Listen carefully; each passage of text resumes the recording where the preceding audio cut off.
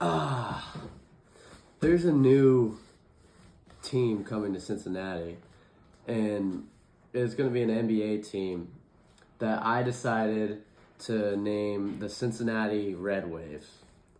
I chose this name because of the river and all of the water around Cincinnati, and it's kind of an iconic thing, especially at the Reds games when players hit all those home runs into the river.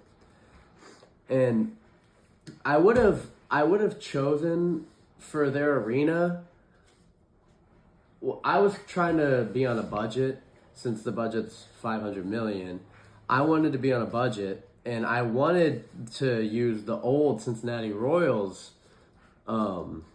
arena because that would have been a lot easier. But unfortunately, they tore that down in 2018, and so that was kind of a bummer. But so as a result, I'm gonna have to build a new arena, and that's gonna be a big dent into the rest of the money I have. Because usually arenas are around 1 to 2 billion, but I have a solution for this.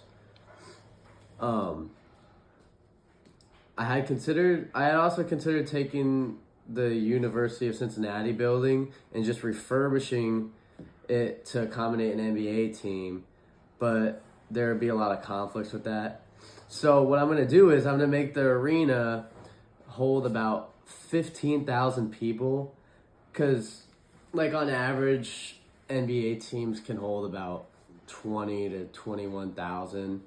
But since we're going to start off small, it's going to be a new team, and we're still going to be starting out. We're not going to fill the dome or anything right away. So I'm just going to make budgets, and then it won't cost as much. It'll still be over my budget. But to help with the cost of building a new arena, the taxpayers of Cincinnati and possibly even the state of Ohio will, this will be a chunk of their taxes to help out, because that's what some major cities do.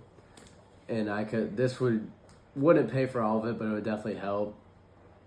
And to get new players, I will utilize the expansion draft of the NBA. Basically, what the NBA does when there's a new NBA team is all the teams get to choose a certain amount of players. I believe it's like anywhere from 6 to 8 players. They haven't done it for a while, so they'd have to come up with new rules.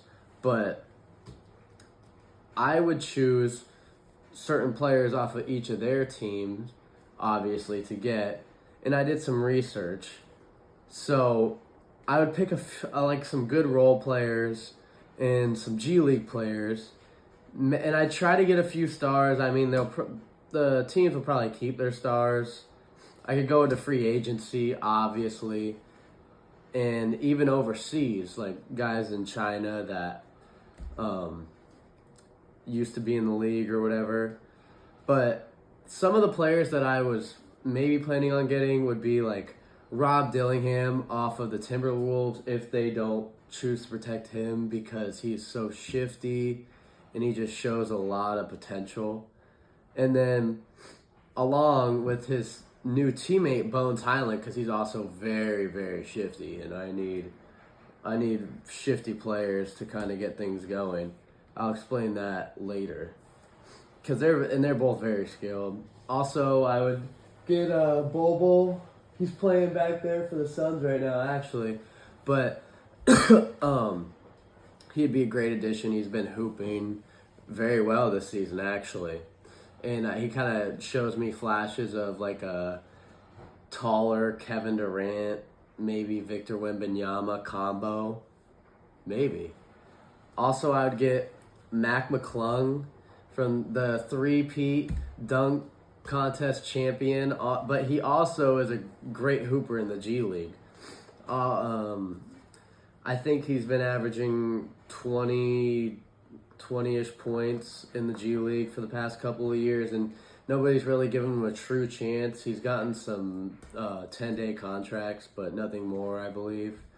I'd also have to get a Jello Ball, because Well, first of all, he's a great rapper, and he's actually a good hooper. He used to be on the Hornets for a little bit in the bubble, played for them alongside LaMelo, and so he can hoop. And I think he'd bring a lot of new fans to our arena and new fans for our team.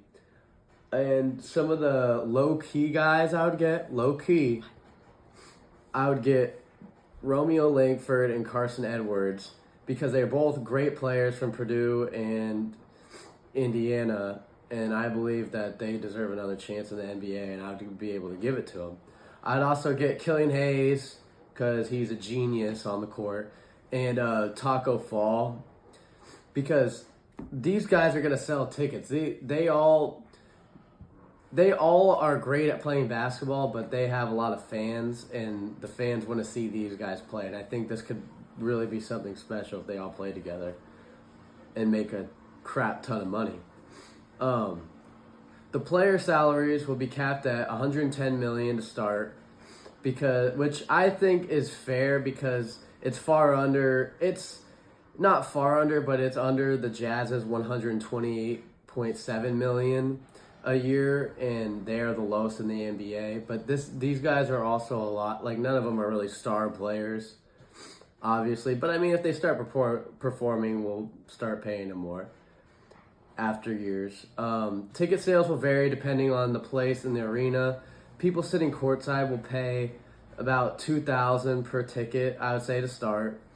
This will include all food and drinks wanted. All the way up in the nosebleeds would probably be about 20 to 25, nothing crazy. I'd say the middle rows about 150 to 250 per seat, depending on what angle and how close you are to the court. And then the lower to like the bottom sections would be about 300 to 500, depending again. And suites would be about 5,000 to rent out for a game, I would say, depending on what game it is. Maybe like 4,000 to 5,000. The sponsorship that I would put on my jersey patch would be Feastables.